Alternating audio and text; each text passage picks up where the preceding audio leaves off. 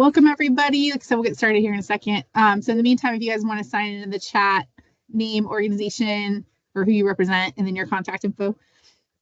Hey Connie, congratulations in order over here. Hi, thank you. Welcome. Good stuff. All right, well, people are still trickling in, but we can go ahead and get started.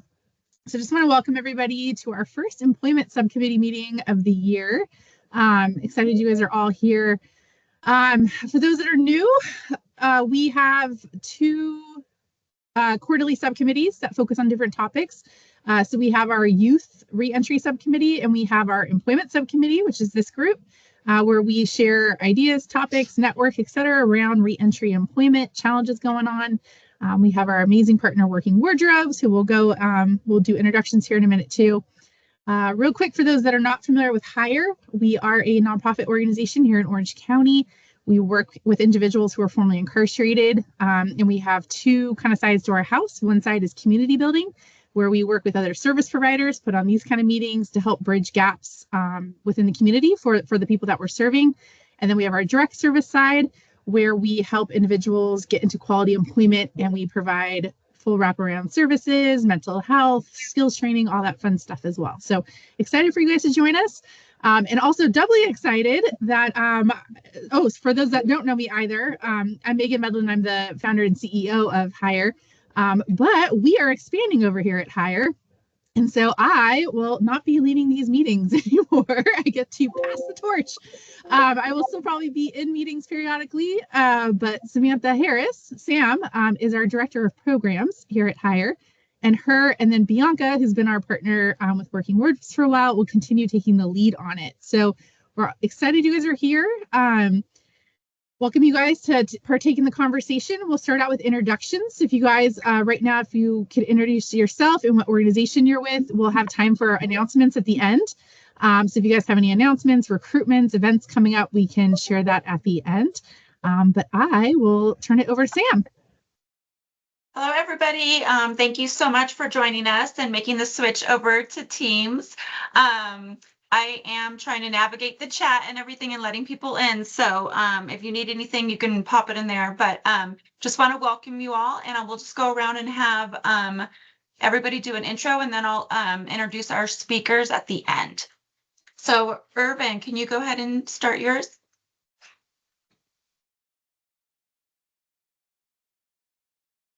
You there? Okay, we can come back. How about Juliana? Hi, can you guys hear me? Yes. Okay, so actually two of our members are here. So it's me, Juliana, and Jade. We are part of a program called Human Works Foundation, and we work with reentry populations, mostly male adolescents. And that's about it. Thank you. Sue?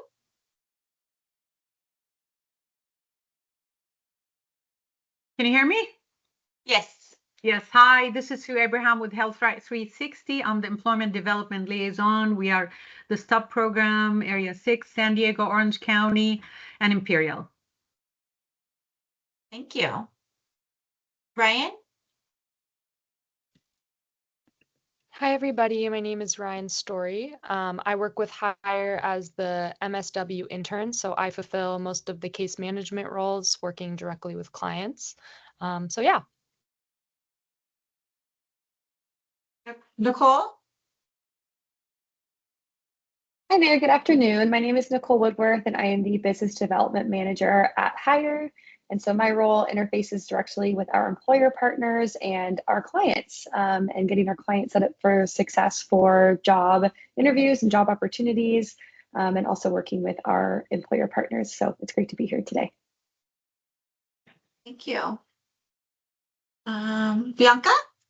Hi, Bianca Herrera, the Director of Client Services at Working Wardrobes. Wonderful to be here. Thanks so much. We're workforce readiness, like many of you, working with not only justice involved, but all the populations. Thank you. Anthony?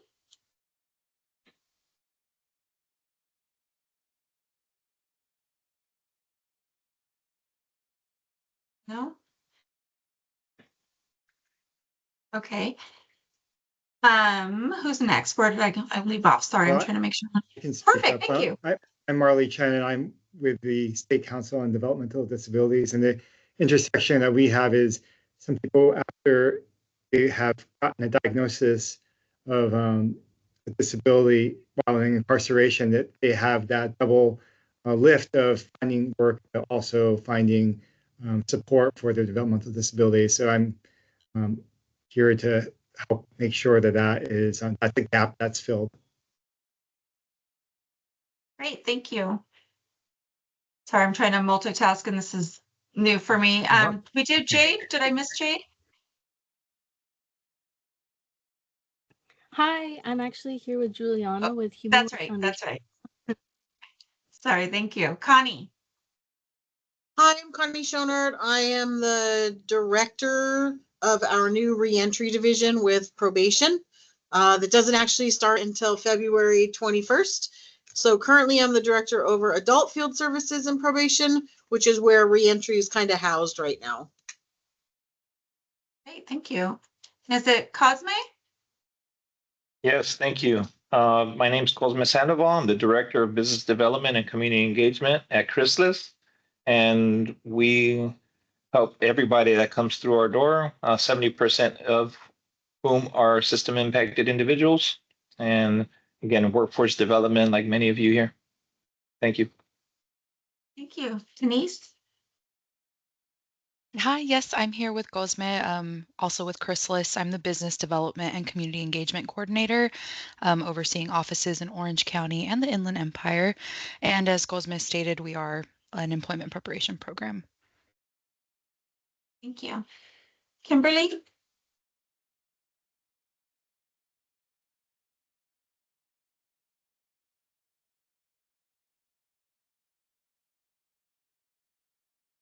You're on mute. There. I've got three screens going, so it's kind of confusing trying to figure out where's the arrow. All right, I'm Kimberly Hunter with Orange County Probation. I'm supervisor in the Adult Field Services Division. I work for Connie and I supervise Gloria Noble, and soon, hopefully, to be going to the Reentry Division with Connie. Great, thank you. Let me see, I have to go to my next page. Is it Malia? Yes, hi, good afternoon. My name is Malia. I'm a program director with H.I.R.E 360. I oversee our STOP program and our enhanced care management program. Great, thank you. And is it Davine?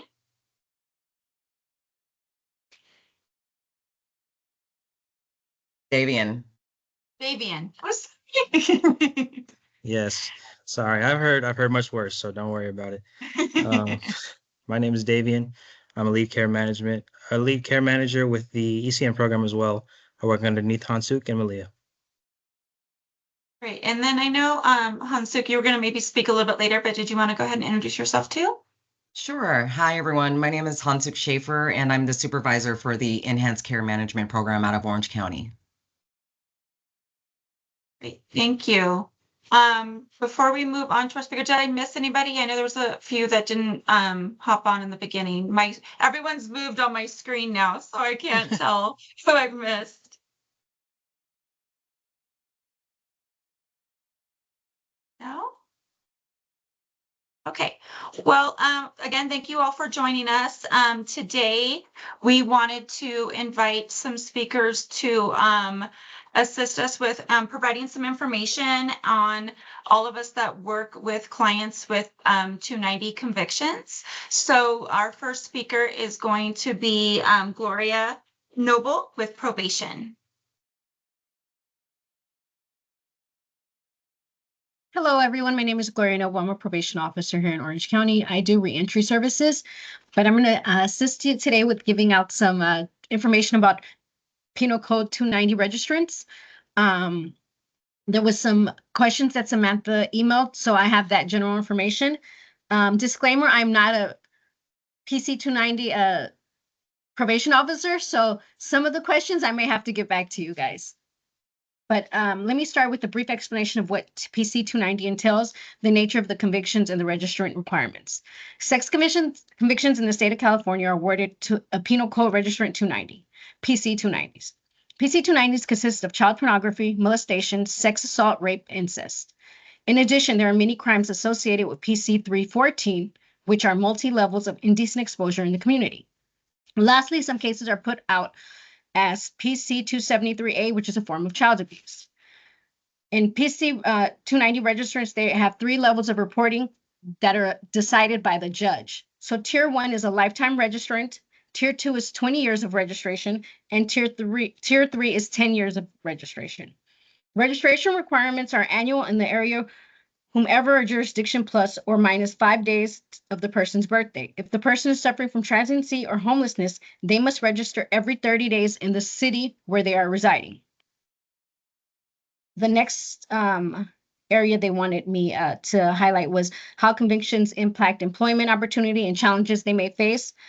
The officer I spoke to said he has had a lot of successful and gainful employment for those on 290 registrants with assistance from Chrysalis and other job placement facilities for these offenders to find work. The work with offenders is to place them in an employment opportunity that do not have contact with children. Not all sex offender cases have a no minor order. So it depends on the probationer's guidelines.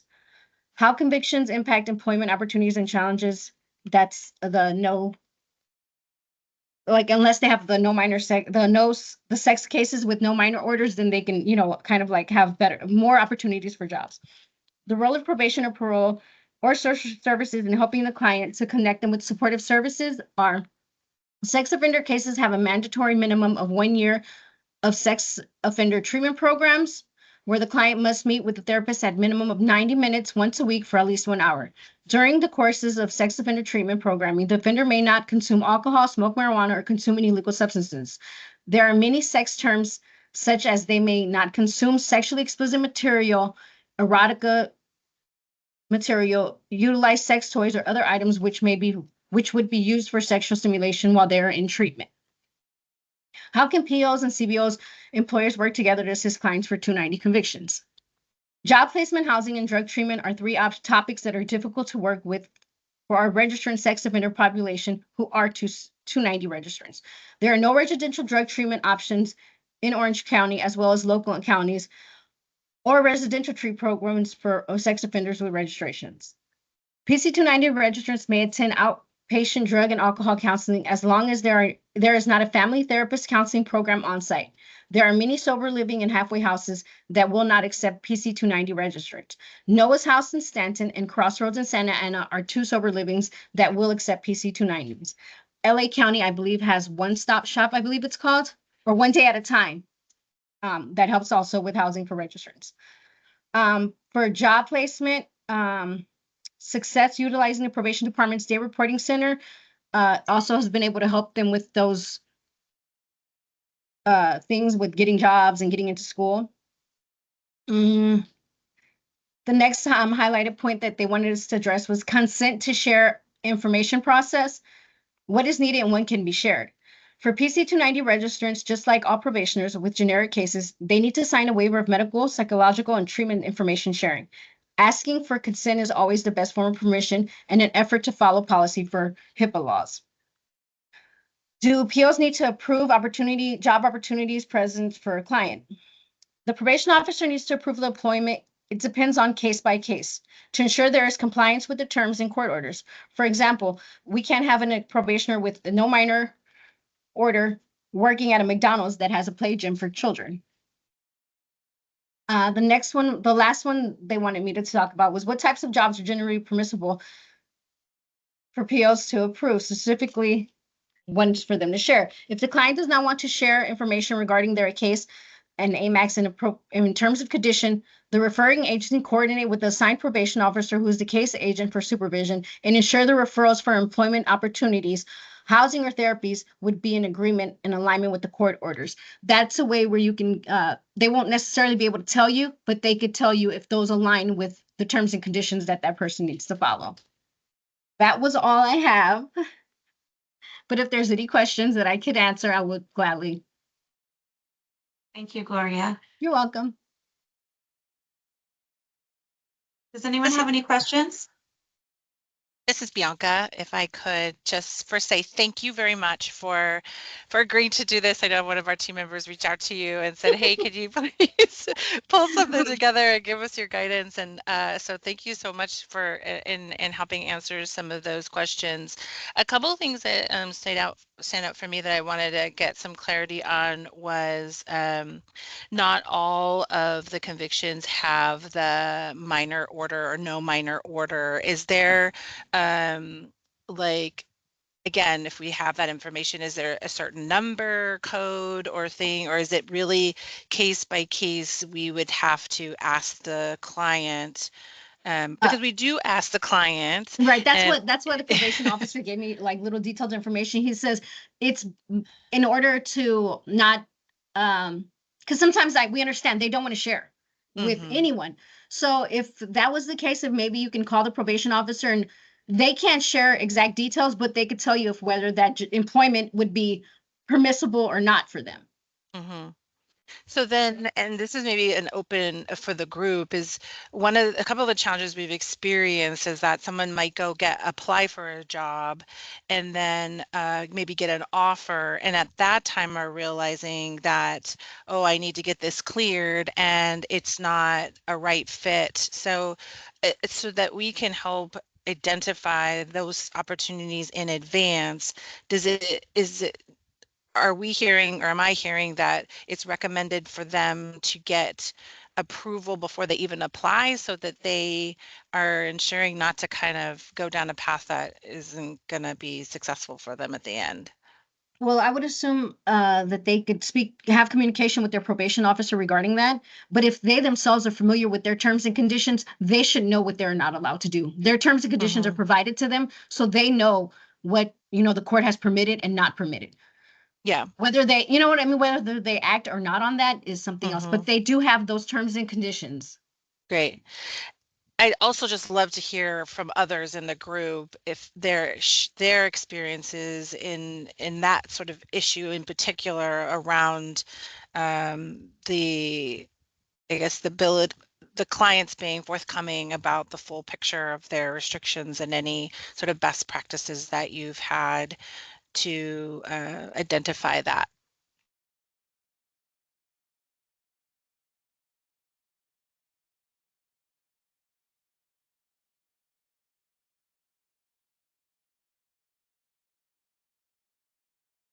Is that a good question, right? I think for us at Chrysalis, it really comes down to the relationships that are built. Right. And so when a client comes in and enrolls, the whole process starts. They initially have contact with our front end staff eventually when they get to the point where they're assigned their employment specialist or case manager, that's when a lot of the more deeper questions or probing kind of goes on. And it's always, I think the goal is to make sure that the client understands that we're not asking to be nosy. We're not asking to in any way be intrusive. It's to help. We're asking because we really want to present the best opportunity for them. And so for us, we serve anybody that comes through our door 18 and up. So again, we have folks that are just as impacted, just like we have folks that aren't. But if we know everybody is kind of case factors and really take the time to analyze them, and we can serve them better. So it really comes down to the relationship building. Great. Yeah, I definitely think that that's really important as you build the trust with the clients that they are going to feel more comfortable sharing everything that they need to share to help. And I know in our particular situation, we are identifying what they're most interested in and then finding the partners from there versus having partners already established. And then they're kind of saying, if you're interested in this, then, here's the opportunity. So sometimes it is about having to sort of vet out those partnerships with them in advance. So the more information that we have on the restrictions, the more that we can do that more effectively. There was one other thing I wanted to ask and to kind of expand on in regards to getting it cleared, the jobs, and maybe this is, would there be like visitations that needed to happen? I can imagine that there may be a client who, let's say, the job was cleared, but the employer or somebody didn't realize that there was going to need to be like a site visit, or there were going to be any other things that were to occur that could, I don't know, bring some negative attention to that client. Is that a thing that has come up for people? And or if it has, what are some like best practices on that? Well, our best practice is we do home calls. So we see our clients in their home monthly or however, is scheduled. Should that be not be happening for per se, that person hasn't been home for the past 2 or 3 home calls, then that officer may or may not feel the need to like up his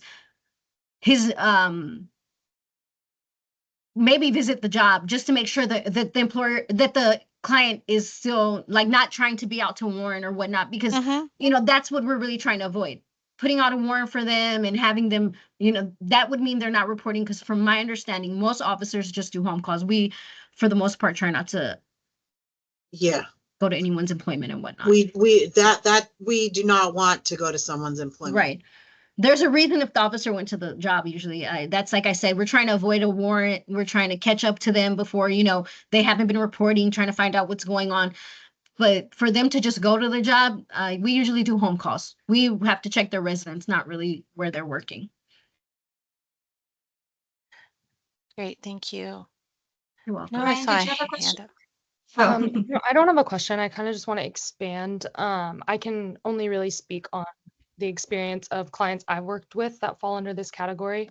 But typically what I've noticed from this experience is POs tend to be pretty involved in terms of the job search. So even if the client is aware of their restrictions, at least in my experience, they've always gone to the PO for approval prior to seeking out that job. So typically, I feel like the employer and the PO are both aware of what's going on in terms of getting that client employed. I don't think I've had any experiences where after the fact, the employer is surprised by something. I will say if it's a situation where the client has to have access to a computer, there may be additional restrictions or, downloading a software to monitor that. But I haven't had an experience where the PO has to, as everyone else has shared, visit the site of employment.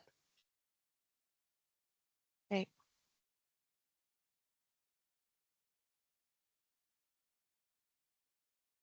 Any other questions?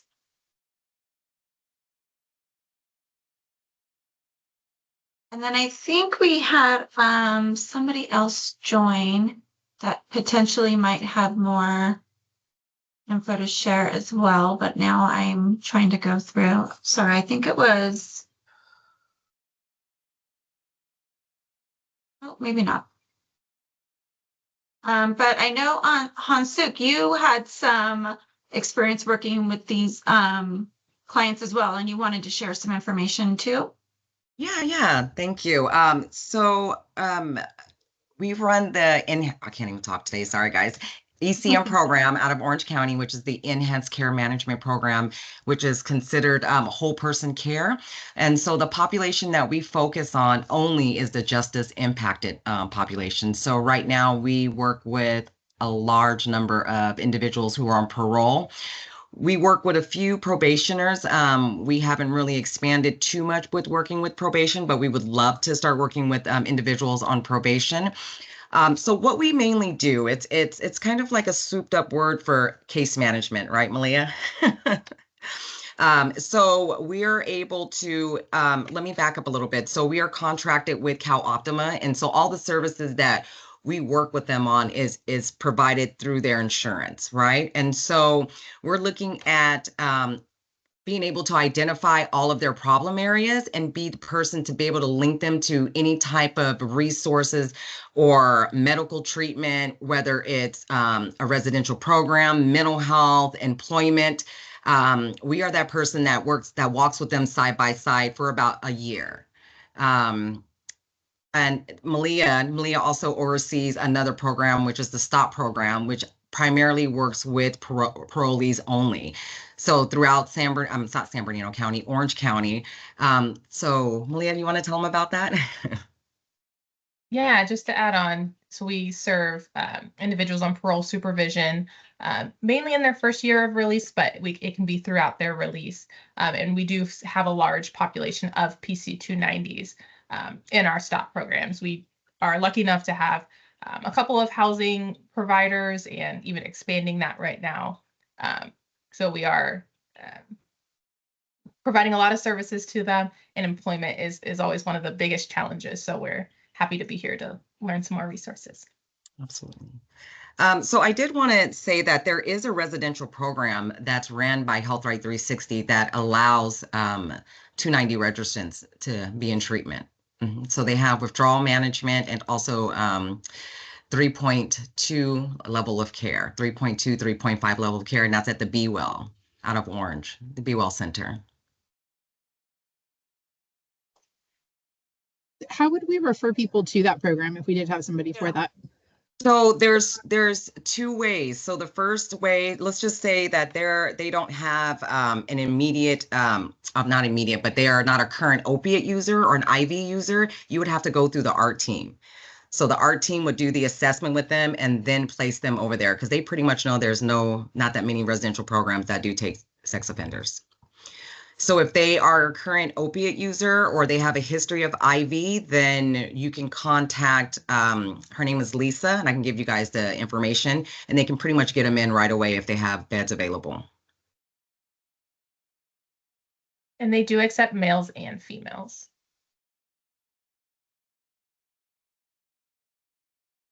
Sorry, I'm multitasking. Yes, if you could send us that information, that would be a great resource. Absolutely. Yeah. But again, if they don't meet certain criteria, they will have to go through the ART team in order to get placed there. They have to get that pre-Medi-Cal authorization first. And so when you say, sorry, is it ART or R, like your team ART, that you're saying? yeah, ART, A-R-T. A-R-T. Okay. And is that through your team then that we're referring to? No. That's through the county. That's going to be through, that's a Medi-Cal thing.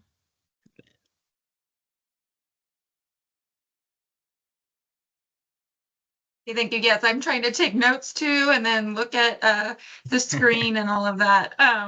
So I think that Jose Morales is here too, and I think had some information to share as well.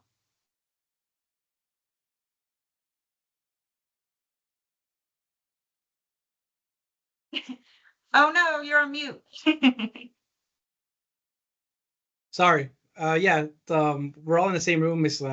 Mr. Sal Munoz, the assistant to the GPS unit, and Ms. Regina Rubio is on the other side. We're all in the same room. So, yeah, parole, whatever questions you have, we're more than happy to answer in regards to what you have. We're all here so you can, go ahead and pick our brains if you like.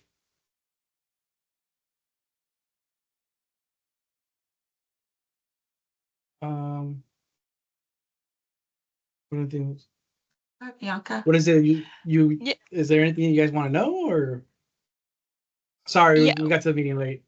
It's okay. No, this is Bianca from Working Wardrobes, and I think honestly is like, what is the best way that we can help, where we could collaborate with you as providers in supporting clients, and whether that is best practices for communicating.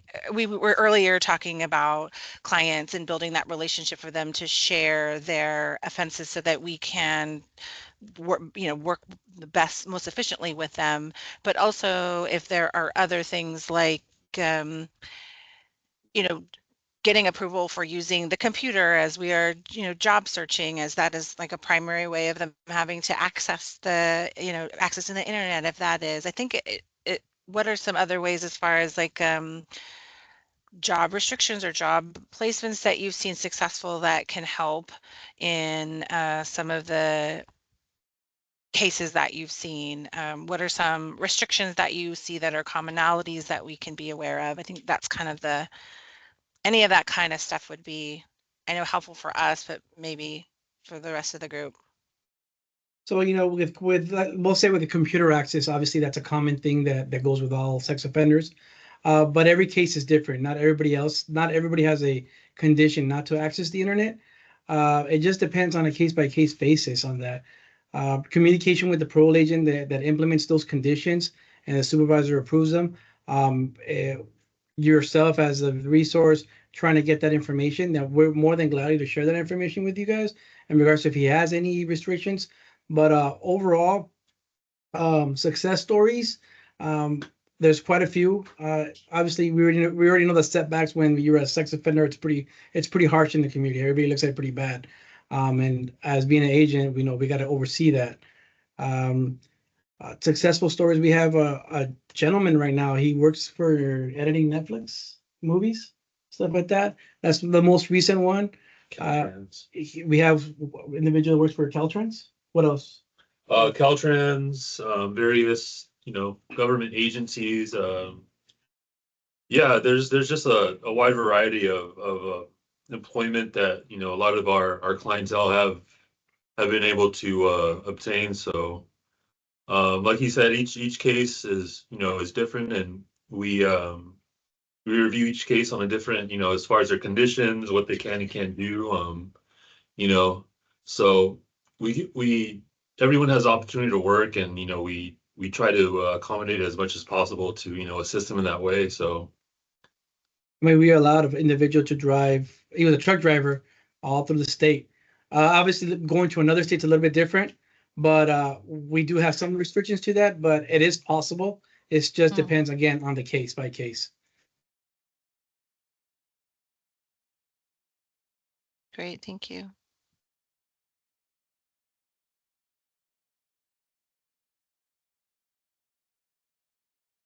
Anything else? Yeah, I know that you, in reference to the question about computer monitoring and things like that, not everybody falls into that category, and it depends on their conviction. But I'm curious, for those that do fall into that category, how do you kind of navigate and assess in such a technology-based employment world these days? How do you kind of navigate giving hope to those clients and, reminding them that they still have options and opportunities to work, even if they're not allowed to utilize the internet by any means? Well, when it comes to certain internet access, we do allow it. It just depends on what it is. Obviously, we ask upfront to have, if they have some type of access, to give us their username and their password so we can monitor what they're doing. We also have a specialized individual in our unit that's able to investigate all these computer electronics just to make sure they're not doing anything incorrect. So we do have that access also. But like anything, I mean, there is no cookie cutter for a specific sex offender. Everything's on an individualized program for each individual. We try, like Mr. Munoz said, we try to work with every parolee in any way. But in regards to computer access, we just attempt to monitor as much as we can, and hopefully they're honest. But we know they're not here for being honest. And then we just find certain things that we look for certain signs and symptoms in regards to if they're not monitoring, if they're not doing what they're supposed to be doing.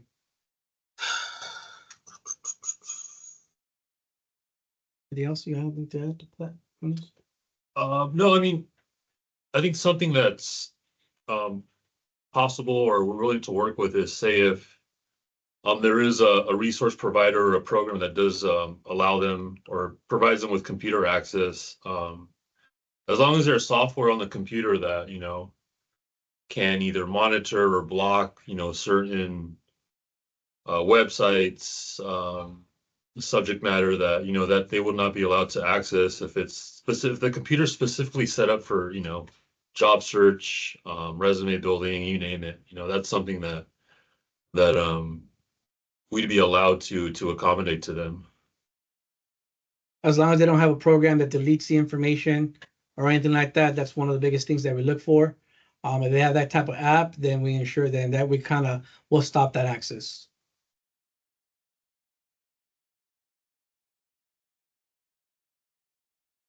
Next question. We're on fire. I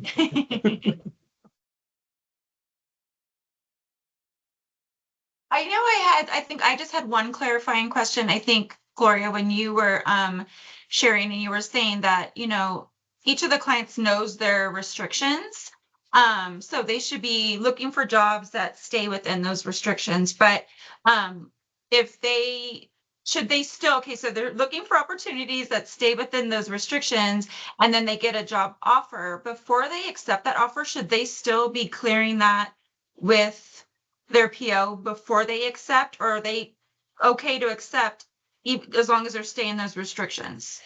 I would assume if they're staying in the restrictions, they can, but once again, should somehow, some way those not meet the restrictions, once, they have that conversation with their PO, he or she may tell them that it does not, agree with what their restrictions are, what their terms and conditions are. But I mean, if they are, and it is, then it wouldn't, they wouldn't make them quit just because they didn't tell them. And we see our clients very often. So the communication with their POs usually and should be, like with parole, they see them quite often. We see them, there's a communication there.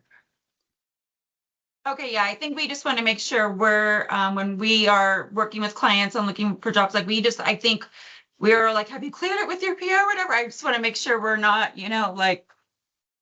being like, if they're like, yeah, I have, like, but our concern is then you get it, you accept it, and then they're going to come back in. So I think we just wanted to make sure we understood like the best way for them to do that. Can you also share, Gloria, some success stories or with employers that you've had? Like they shared? Well, the probation officer that helped me with this with the sex offenders and whatnot, he states that Chrysalis has helped him a lot. He said that's one of his, and our day reporting center, our DRC, has also helped him with getting clients employment. And because when they are referred to the DRC, they have a direct connect with the probation officer. There's usually a communication there where even outside of the probationer being there, they kind of speak, oh yeah, that's great. There's a follow-up. Okay, great. Thank you. You're welcome.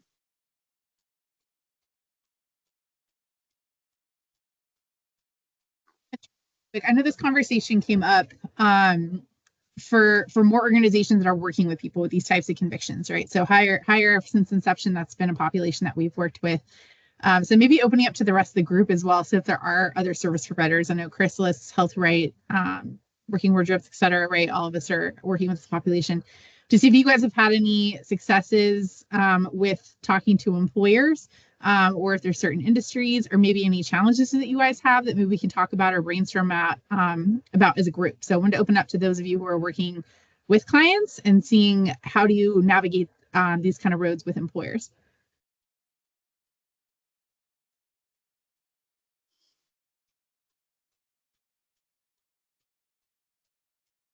So this is Cosme from Chrysalis again. Sorry, I had to jump in the car and take this on the road. But I know. No worries. I was going to say, where'd you go? I was like, yeah.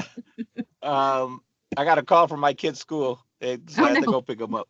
Yeah. But so the way that I navigate in building partnerships with employers, first and foremost, I'm formerly incarcerated. I served 25 years in prison. I'm a former life-term inmate.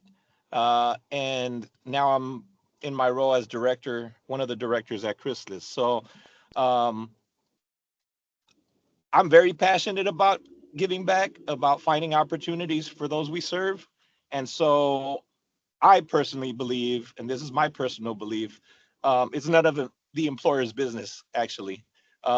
So we have the Fair Chance Hiring Act that supports that thought process. And if they are abiding by the law, I know in LA, they've included some new components within the city to be more strict and enforce that regulation. But I know that we are behind the times because in some conversations that I've had with potential employment partners, they may not have a clue what the Fair Chance Hiring Act is in the law. And so I say that totally respectfully of employers, but ultimately my goal is to provide them a person that's a worker, that's loyal, that's hardworking, and that's all. That the past does not define us. That's what I'm getting at. And so my goal is to provide them the best quality worker with the skill set that they're requiring. When they hand over a job description and say, hey, Cosme, I have 5 positions available. This is what I'm looking for. Our goal is to find them the best qualified candidate, despite whatever history they may have, and that's in their past. And so just the best qualified workers. So when I have these conversations with employers, I do tell them who we serve. In our case, we serve everybody 18 and up, but I do say that 70% of those that we serve are formerly incarcerated. And if I hear or get any kind of pushback, I ask them immediately, would you hire me for the role? And they're like, absolutely, we'd hire you for the role. And that's when I say, well, I served 25 years in prison, and this is, my story. And I'm because I've gone through the process of the rehabilitation and doing my time, discharging parole, and now giving back to the community. And so oftentimes, I'm not going to say that it always works, because some folks are like, okay, well, now I won't give you a job either. But more often than not, they're shocked by it, and they're like, you know what? Maybe I should give some folks a shot. And it opens the door. And then when I present this and I have contact with our clients, the way I present it to the client is like, hey, this is a new partnership. If you go out there and you rock it, you're going to open the doors for so many other people. And that's a way that you give back now to your community. And so I'm all about relationship building when it comes to the client, when it comes to our staff, all the different components, the organizations that we build partnerships with. It's all about relationships and working together. So we've had success. We've had one of our biggest partnerships is with Disney. They've hired a number of our clients. We have Kroger. They've hired a number of our clients. Allied Universal, we have formerly incarcerated folks that do have their guard cards and are working security jobs. I tell them, just like I present at it when I go to the PAC meetings for paroles, sky's the limit. If you want it, it's out there.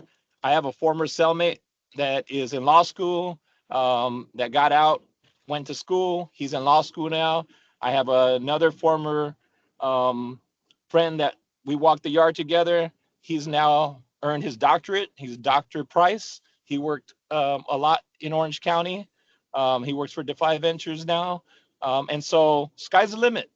And so there's many more success stories out there, and I like to share these success stories with the employers. And I think that's how I've been successful in connecting and really finding opportunities for folks.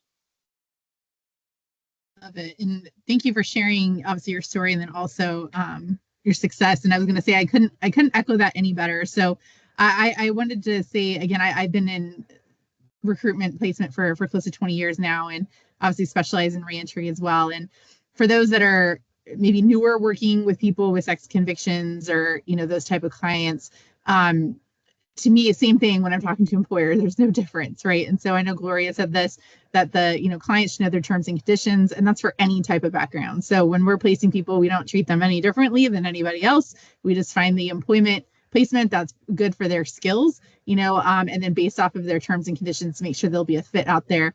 But yeah, so I know this question has come up, which is why we're talking about it today. But at the same time, in my experience, like there's literally no difference. We just work around their needs. The same as if they don't have a car and they can't get there. Maybe it's a client who can't access the internet, right? So we work around those skills, things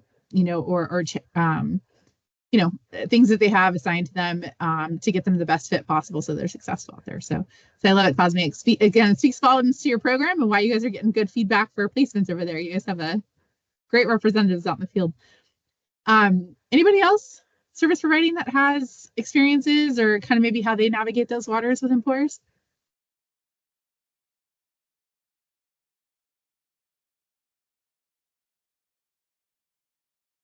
Super talkative today.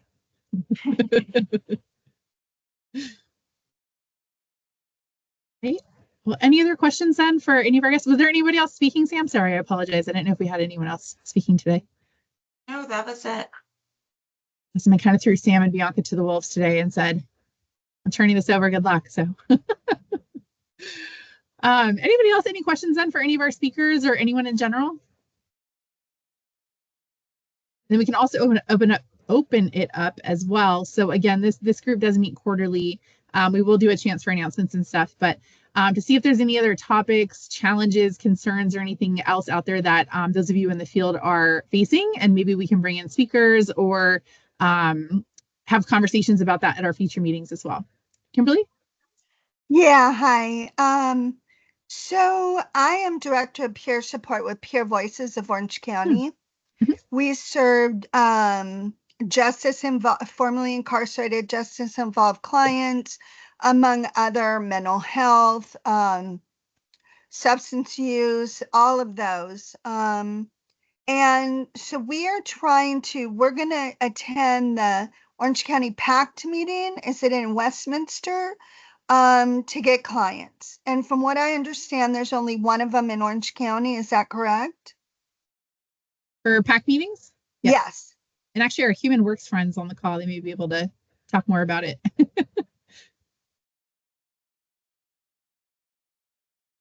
Oh, yes. Actually, my supervisor's in here. I'm just filling in for her because she couldn't attend the meeting. But we do PAC meetings. She runs them basically or facilitates them along with somebody else. And it's just like all the organizations coming together and we all just kind of give like a brief like explanation of what's going on and what are the needs of the clients that we are serving. So for us, it would be like the adolescent population and what they need. Well, we do the PACT meetings in Los Angeles County, but there are 4 of them in LA County. So I was wondering, is there only one PACT meeting for the whole month in Orange County? Yes, and correct. Yes. Yes, okay. And then if I could get contact information, that would be great because we would love to attend. And then the other question is, we are trying to increase our clients. And I'm wondering, where can we do that? Does anybody have any suggestions so that we can start helping clients? We do get referrals from Working Wardrobes. But we would, as I said, like to increase our client load so that we can help more people. So the county just had a huge initiative and they're using the platform called Unite Us. So you might want to reach out to them and see, I don't know if you're on Unite Us. We are. So that's one place that the county's working on having our staff be more familiar with that platform to utilize for referrals. Do you accept referrals through Unite Us or you just listed? We do. I don't know if we've got the justice involved piece though in our programs. I'm going to double check and make sure that piece is there. Kimberly, I had a question. So for the direct services that you guys provide, I heard you say substance abuse treatment. What services in-house are you guys providing, or do you just refer them out? We have support groups, tailored support groups, 2 of them for formerly incarcerated. We have one-on-one assistance like peer crisis counseling or just one-on-one counseling, peer counseling. I want to clarify, we are not clinicians, it's peer counseling. We're all certified peer support specialists. We do a lot of referrals. We have a lot of partners. So we do a lot of referrals, but the mental health piece, we will navigate a client through whatever, like if they come out and they're looking for employment, they're looking for support. If we don't have the resource in-house, we will find it for them. We're kind of like a resource bank, a lot of partners. So we're always looking for more. And are you guys funded by Medi-Cal? No, not yet, but we're going to start with the community health worker certifications. We're training right now. Okay, thank you. Thank you. Kimberly, what was the name of your program again? Peer Voices, PEER, Voices of Orange County. We're also Peer Voices of Los Angeles. We're in a lot of different places. All right, thank you. Thank you. Kimberly, Sorry, 2 Kimberly. things. Oh, Sorry, Juliana, go ahead. Okay, I'll just one question. Do you mind just putting your email in the chat so I can send it to Megan? That way you're able to The other contact Megan. her. Yeah, the other Megan. As I like to call her, the other Megan. Yeah, I was gonna say, Jose put Amy's information, who's the who oversees PACT for parole as well in the chat if you want to check that out. And then to everybody, so Kimberly as well for your organization and stuff as well. If anyone wants to send us, which we'll open up for announcements here too, send us as in H.I.R.E and Sam can put her info in the chat for that as well. Your flyers, information, whatever, we'll put that in the follow-up newsletter to go out as well. So then that way you guys can have everybody's stuff in there easily as well, instead of who did I get that flyer from? Send me an email. We'll put it all in our follow-up and send that out as well. All right. Thank you so much. You guys do promote a Spotlight on Collaboration networking forum that we hold once monthly, where all organizations come. There's a guaranteed opportunity to introduce yourself and your services. It's a really, really good meeting. All kinds of people are connecting. So it's another way of getting, promoting your organization, getting visibility, exposure. So if anybody's interested in that, go ahead and email me or call me. Love it. And Anthony, do you have sound? You've had your hand up. Hello, everybody. There he is. Anthony Garcia from Santa Ana College. I have some great news. We have a brand new dual enrollment program for those that are in our continuing education students are now able to enroll in our credit classes for free. So I put the flyers in the chat, and I can also email them to Megan, and she can send them to everyone. And Anthony, I just saw you put it in about a trucking program. Please tell. We need that. What's up? What's that? You put in there that you guys have a trucking program over at San Diego now. We have a brand new trucking school. It's actually through our community services program. I'll send you a flyer for that as well. Yeah, we get lots of calls for that. So please send us. Our doors are open. We love it.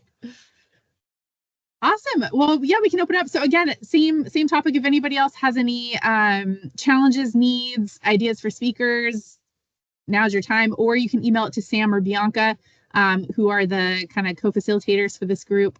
And then also opening up right now, if anyone else has any announcements, programs coming up, recruitments, events, any fun stuff.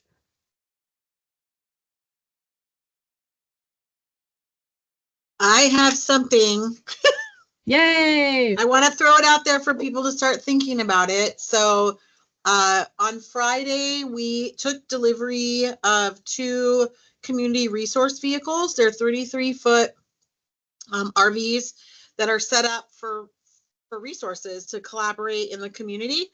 So if your organization thinks you might want to take your show on the road and partner with probation, hit us up. It's going to be a little bit till we get all the IT infrastructure in there, but now would be the best time to start planning. If we need to get MOUs, if you have a spot that would love to host us that wants to make it easy, we'll take that. We're kind of thinking about our first couple times might just be in our parking lot at probation. And maybe we do a H.I.R.E event or work with Working Wardrobes to help our folks on a reporting day. So if you have some great idea of how we can partner to utilize our 33-foot beautiful motorhomes, feel free to reach out to me or Gloria or Kim Hunter. We would love that. Let's definitely chat. Oh, you're the one. You're first on my list. Ask Gloria. I'm like, we're going to partner with H.I.R.E. We're going to do a job fair in the parking lot. We already had 12 trucks. We're doing Working Wardrobes for sure. Oh yeah. So I love one of them is set up to serve a dual purpose. And what we did is one side is a full counter that'll have laptops plugged in with printer access. So somebody could come in. Here's my idea. We have people come in, they're filling out applications. Maybe we're helping with resumes. While Working Wardrobes is there, we have the other side is a full closet with 2 changing rooms in the back. So people can try on their stuff, see if it works out. They leave with a job and a new outfit. Yes, yes, you're speaking my language. There's the dream. Yes. We'll put it. We'll make it happen, Connie. You know this group. Okay. And Please, Connie, I have to let the state know that we're doing this too. So it works both ways. Connie, got that. could you add your contact info? Yeah, it's in the chat. Okay, I don't know if I can redo it. Yeah. And also, Hunsuk. Am I saying it right? No. Hunsuk. Hunsuk. I'm actually working with Cal Optima and Dr. Chang. Oh, really? We're Okay, providing perfect. training on probation, I think next month. And I've Really? actually threw out some information about bringing an ECM on board and embedding them in my department. So maybe we can talk offline about that. Let's do it. Yes, Yeah. absolutely. I would love to connect with you. Yes. I'm gonna put my phone number. Actually, email me. My phone number is probably changing in 20 days. So email's best. Yes, yes, yes. I will definitely email you. Thank you, Connie. Uh-huh. Any other announcements? I wanted to tee up because our next meeting, what is our next meeting, Sam? Our next, May 7th. sorry, I'm looking at my schedule up here. Yeah, May 7th. Heads up to everybody. We are planning the annual Reentry Resource Fair, so we will probably be having putting out news for like planning, help to plan this year.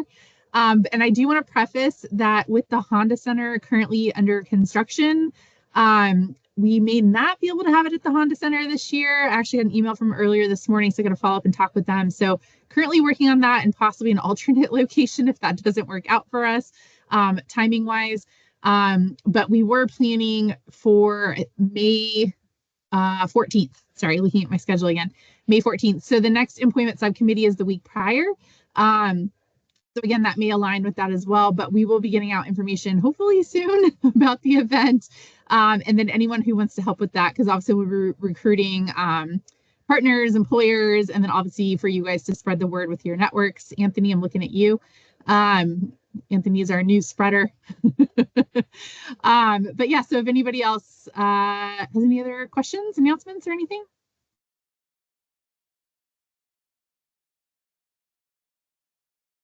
And Ryan, I'm going to put you on the spot too. Peer support group? Yes, ma'am. Okay. So my counterpart, Asia, and we've implemented a new peer support group, essentially with the goal of, working with people who maybe experienced more punitive measures while incarcerated rather than actual therapeutic services, and looking to rehabilitate that relationship with not only therapeutic services, but therapeutic service providers. So we've had a little bit of trouble in terms of recruitment and finding consistent participants. So if you have anybody that is interested in being in a peer setting with a very client-centered approach, please reach out to me. I'll put my email in the chat right now, but we're constantly looking for recruits. So please let me know. And to chime in on that, both our peer support group and we're also now offering free like one-on-one therapy. People do not have to be like enrolled in any program with us. So if they're interested in those, again, they can be in your program. If they want that extra support, if they need it, they can get referred over to us. And we do have one-on-one therapy as well as the peer support groups as well. And again, they don't require any other like enrollment in programs or anything like that at this time. All right. Well, with that, if there's nothing else, we will see you guys. Our next employment subcommittee, youth subcommittee is April 9th at 2:30. You guys see the enrollment on, I can't even talk, see our registration on our website. And then the next employment subcommittee is May 7th. And if you guys have any ideas, thoughts, speakers, challenges you're running into, anything like that, you can email Sam or Bianca. Again, I am passing the torch. You guys will still see my face from time to time, but I am passing the torch. So great job, Sam, today getting thrown in. And Bianca, as always, for helping co-facilitate and getting the speakers set up. So thank you all.